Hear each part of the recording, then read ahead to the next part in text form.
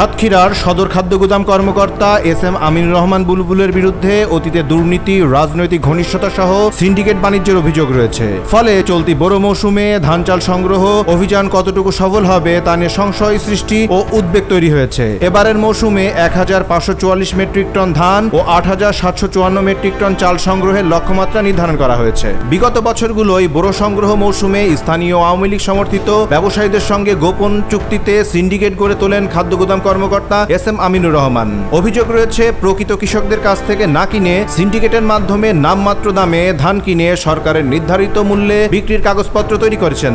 অনেক কৃষকের কাছ থেকে ধান কেনার প্রমাণ দেখানো হলেও বাস্তবে তারা কোনো ধান বিক্রি করেননি। কেউ কেউ জানান মাত্র ৫০০ থেকে ১,০০০ টাকার বিনিময়ে খাতা কলমে স্বাক্ষর করিয়ে তাদের নাম ব্যবহার করা হয়েছে। দীর্ঘদিন ধরে আওয়ামী ঘনিষ্ঠ হিসেবে পরিচিত এস.এম. আমিনুর রহমান নিজের রাজনৈতিক সম্পৃক্ততা কখনোই গোপন রাখেননি। বাবা মুক্তিযুদ্ধ না হলেও মুক্তিযোদ্ধার ভুয়া সনদ ব্যবহার করে চাকরি পাওয়া এই কর্মকর্তা সামাজিক যোগাযোগ মাধ্যমে শেখ পরিবারের সদস্যদের সঙ্গে তোলা একাধিক ছবি ফেসবুকে প্রচার করে নিজের প্রভাব জাহির করতেন। একটি ভাইরাল হওয়া ছবিতে দেখা যায় তিনি সাতক্ষীরা ৪ আসনের সাবেক এমপি জগলুল হায়দারকে ঘনিষ্ঠভাবে ফুল দিচ্ছেন, যেটি স্পষ্টভাবে প্রশাসনিক শিষ্টাচার লঙ্ঘনের দৃশ্য। আর এক ছবিতে তিনি শেখ হাসিনার চাচাতো ভাই শেখ হেলালের ছেলে বাগেরহাট ২ আসনের সাবেক এমপি শেখ তন্ময়ের সাথে একান্ত কক্ষে বসে আছেন। এস.এম. আমিনুর রহমানের বিরুদ্ধে এর আগেও দুর্নীতির মামলা হয়েছে। সাতক্ষীরা শ্যামনগরের নকিপুর খাদ্য গুদামে দায়িত্ব পালনের সময় আমন সংগ্রহ প্রকল্পে পুরনো চাল কিনে বেআইনিভাবে গুদামজাত করার অভিযোগে জেলা জজ আদালতে তার বিরুদ্ধে মামলা হয়। এস.এম. আমিনুর রহমান তার বিরুদ্ধে ওঠা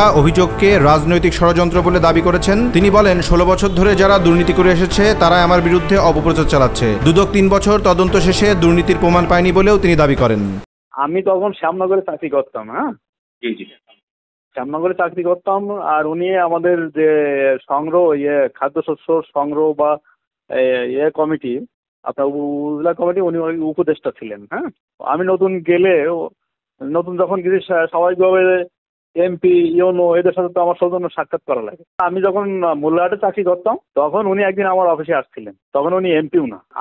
এই যারা বলতেছে, যারা তথ্য দিচ্ছে না, তারাই বিগত ফ্যাসিস্ট সরকারের আমলে তদবির বাণিজ্যটা করেছে, বুঝলেন। তারা এখন এইটারে ব্যবহার করে, আমি কারোর বিরুদ্ধে কারোর কাছ থেকে এক কাপ চা খেয়ে তদবির করছি বা কারোর জন্য তদবির করছি, আমার এই চাকরির লাইফে কেউ দেখাতে পারবে না। যারা আপনার কাছে এই মিথ্যা তথ্য দিচ্ছে না, তারাই বিগত ফ্যাসিস্ট সরকারের ১৬ বছরে তদবির করছে, তদবির করে সুবিধা নিয়েছে। এখন যারা প্রতিবাদী কণ্ঠস্বর, তাদেরকে প্রতিহত করার জন্য এইসব কথাগুলো ব্যবহার করছে। দুদকের দিছিল তদন্তে, দুদক ৩ বছর ইনভেস্টিগেশন করে রিপোর্ট দিতে যে আমার কোনো সম্পৃক্ততা নাই। সালমান হাসান, রাজীব, দৈনিক রানার।